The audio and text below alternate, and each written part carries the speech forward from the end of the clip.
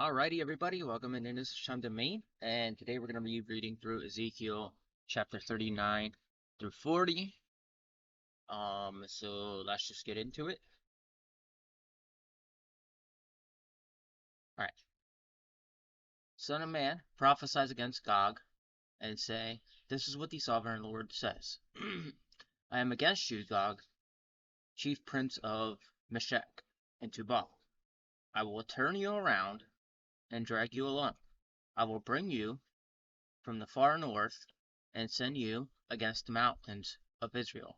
Then I will strike your bow from your left hand, and make your arrow drop at your feet. On the mountains of Israel I will fall. You will fall. You and all your troops, and the nations with you, I will give you as a food. I will give you as food to all kinds of carrion birds, and to the wild animals. You will fall in the open field, for I have spoken, declares the sovereign Lord.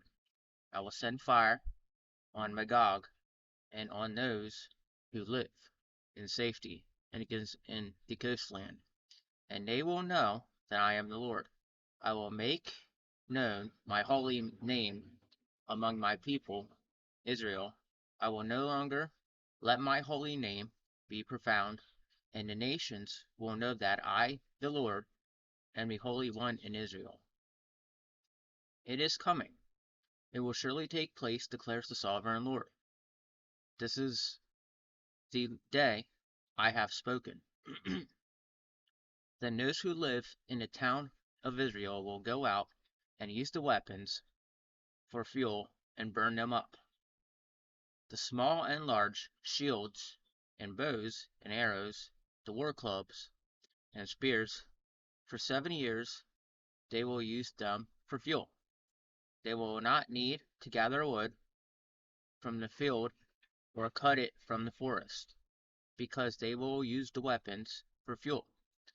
And they will plunder those who plundered them, and loot those who looted them, declares the sovereign Lord. On that day I will give Gog a burial place in Israel, in the valley of those who travel east of the sea. I will block the way of travelers, because Gog and his hordes will be buried there. So it will be called the Valley of Hamon Gog.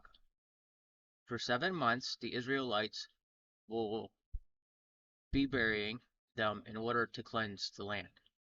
All the people of the land will bury them, and the day I display my glory will be memorable.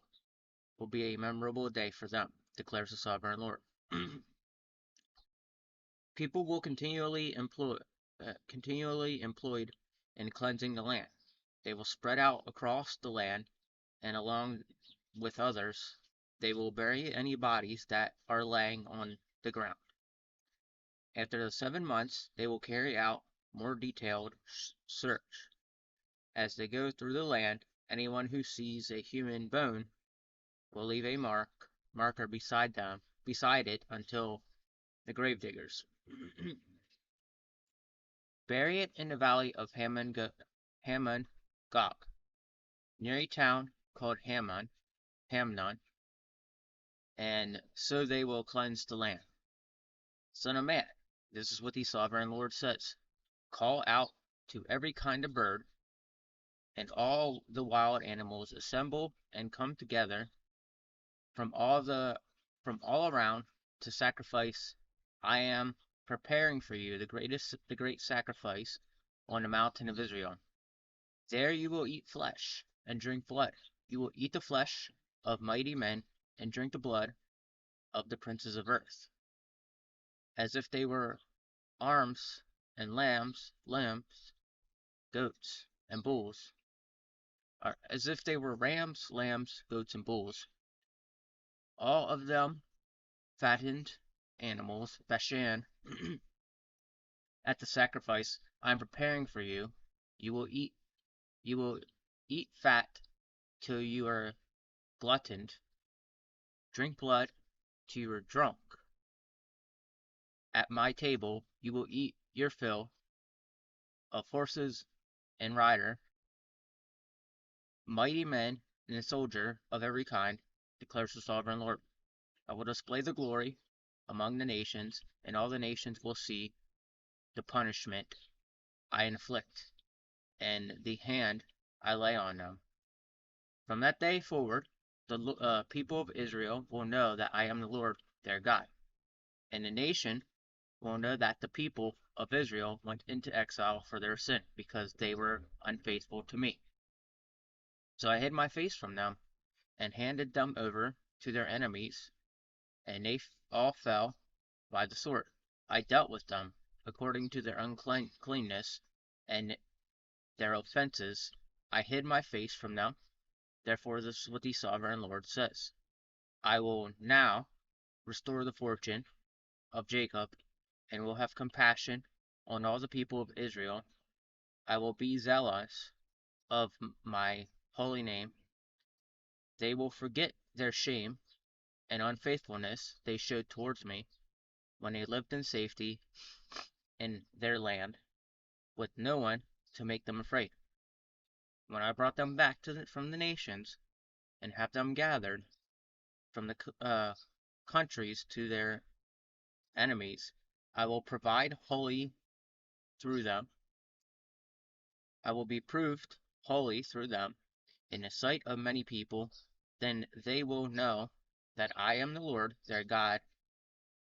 For though I sent them into exile among the nations, I will gather them to their own land, not leaving any behind.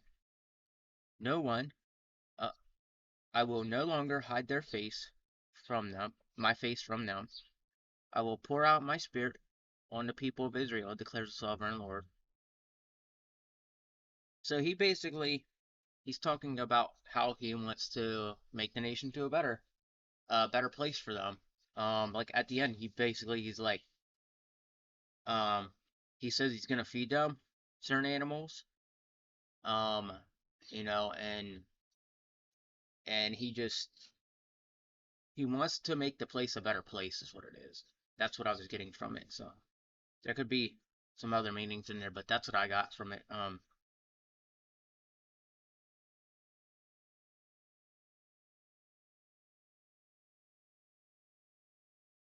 So yeah, he's gonna he's gonna do some awful things, and then it's gonna lead into these good things. So that's the way I read it. So I have to look back at something to make sure it made a little bit more sense. All right, let's get into chapter 40.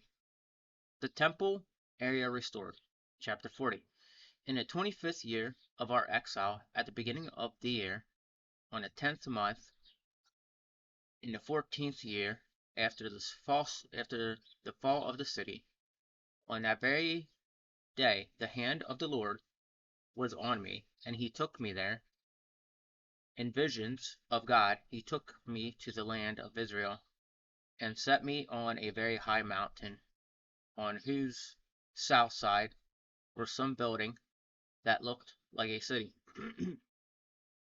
He took me there, and saw a man whose appearance was like bronze. He was standing in the gateway, with a linen cord and measuring rod in his hand. The man said to me, Son of man, look carefully and listen closely, and pay attention to everything I am going to show you, for that this is why you have been brought here. Tell the people of Israel everything you see. The the east gate to the outer court. I saw a wall completely surrounding the temple area. The length of the measuring rod in the man's hand was 6 cubits long, each of which was a cubit and a handbreadth. He measured the wall. It was one measuring rod thick and one rod high. Then he went to the east gate. He climbed its steps and measured the threshold of the east gate. It was one rod deep. The A-cloth for the guard were 1 rod long and 1 rod wide, and the projecting walls between the A-cloth alcove were 5 cubits thick, and the threshold of the gate next to the portico facing the temple was 1 rod deep. Then he measured the portico of the gateway. It was 8 cubits deep, and its gems were 2 cubits thick. The portico of the gateway faced the temple. Inside the east gate were 3 alcoves. On each side, the 3 had the same measurement, and the face of the projecting wall on each side had the same measurements. Then he measured the width of the entrance of the gateway. It was 10 cubits and its length. It was 13 cubits in front of each alcove was a wall 1 cubit high. In the alcove were 6 cubits square. Then he measured the gateway from the top to the rear wall of one alcove to the top of the opposite one. The distance was 25 cubits. From the parapet opening to the opposite one, he measured along the face of the projecting wall. All around, inside the gate, 60 cubits. The measurement was up to the portfolio facing the courtyard. The distance from the entrance of the gateway to the far end of the portico was 50 cubits. The alcove and the projecting walls inside the gateway were surmounted by narrow parapet opening all around, as was the portico. The opening all around faced inward. The faces of the projecting walls were decorated with palm trees. The outer court. Then he brought me into the outer court. There I saw some room and pavement that had been constructed all around the court. There were 30 rooms along the pavement. I attributed the side of the gateways, and was as wide as they were long. This was the lower pavement. Then he measured the distance from the inside of the lower gateway to the outside of the inner court. It was 100 cubits on the east side as well as the north side. The north gate. Then he measured the length and width for the north gate leading into the outer court. Its alcoves, 3 on each side, its projecting walls, and porticos had the same measurements as those of the first gateway. It was 50 cubits long and 25 cubits wide. Its opening and portico and its palm trees decorations had the same measurements as those of the gate facing east. 7 steps led up to it. With its portico opposite them, there was a gate to the inner court facing the north gate, just as there was on the east. He measured from one gate to the opposite one. It was 100 cubits. The south gate. Then he led me to the south gate and said, I saw the south gate. He measured its jambs and porticos, and they had the same measurements as the others. The gateway had a portico and narrow opening all around. Like the openings of the others, it was 50 cubits long and 25 cubits wide. 7 steps led up to it. With its portico opposite now, it had palm tree decorations on the faces of the project walls on each side. The inner court also had a gate facing south, and he measured from this gate to the outer gate on the south side. It was 100 cubits. The inner gate to the gates to the inner court. He brought me into the inner court through the south gate, and he measured the south gate. It had the same measurements as the others. Its alcoves, its projecting walls, and porticos had the same measurements as the others. The gateway and its porticos had openings all around. It was 50 cubits long and 25 cubits wide. The porticos of the gateway around the inner court were 25 cubits wide and 5 cubits deep. The porticos faced the outer court. Palm trees decorated the jambas, and the 8 steps led up to it. Then he brought me to the inner court on the east side, and he measured the gateway. It had the same measurements as the others, as the alcoves, its projecting walls, and its porticos had the same measurements as the others.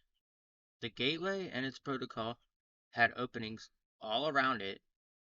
It was 50 cubits long and 25 cubits wide. Its porticos faced the outer court. Palm tree decorated the jambs on either side, and 8 steps led up to it. Then he brought me to the north gate and measured it. It had the same measurements as the others, as did the alcoves, its projecting walls and porticos, and had openings all around it, 50 cubits long and 25 cubits wide. The portico faced the outer court. Palm trees decorated jambs on either side, and 8 steps led up. The rooms for preparing sacrifices, a room with a doorway by the portico in each of the inner gateways where the burnt offerings were washed in the portico. The gateway were 2 tables on each side, on which the burnt offerings, incense offerings, and guilt offerings were slaughtered. By the outside wall of the portico and the gateway near the steps at the entrance of the north gateway were 2 tables, and on the other side of the steps were 2 tables. So there were 4 tables on one side of the gate and 4 on the other. 8 tables in all, in which the sacrifices were slaughtered. There were also 4 tables dressed there were also 4 tables of dressed stone for burnt offerings, each a cubit and a half long, a cubit and a half wide, and a cubit high. On them were placed the utensils for slaughtering the burnt offering and the other sacrifices, and the double-pronged hooks, each at handbreadth long, were attached to the wall all around the tables, were the flesh of the offerings, a room for the priest. The outside inner gate within the inner gate were 2 rooms, one at the side of the north gate and facing south, and another at the side of the south gate facing north. He said to me, "The room facing south is the priests who guard the temple, and the room facing north is the priests who guard the altar." There were sons of Zadok, who are the only Levites who may draw near the Lord to minister before them. Then he measured the court. It was square, 100 cubits long and 100 cubits wide, and the altar was in front of the temple, the new temple. He brought me to the protocol of the temple and measured the jambs of the protocol. They were 5 cubits wide on either side. The width of the entrance was 14 cubits, and its projecting walls were 3 cubits wide on either side. The protocol was 20 cubits wide and 12 cubits from the front to back. It was reached by flights of stairs, and there were pillars on each side of the jambs. All right, so they're building a new temple, from what it seems. I guess the Lord gave a vision that he wanted a new temple, and so that's what he's talking about here. Um, so it looks like Ezekiel, the prophet in his book, is like telling him about the temple the Lord wants. So, but yeah, we'll continue on tomorrow or in the next video. Sorry. Um, and we're pretty much close to being done with this book. Yeah, we're getting close. Um, we got 46 chapters. We got 5 more to go after this, or 48 chapters. So we got like 7 more to go after this, or so. So, in the meantime, take it easy. God bless you. Remember, pray, pray, pray, and follow what God tells you. And have a good day. And God bless.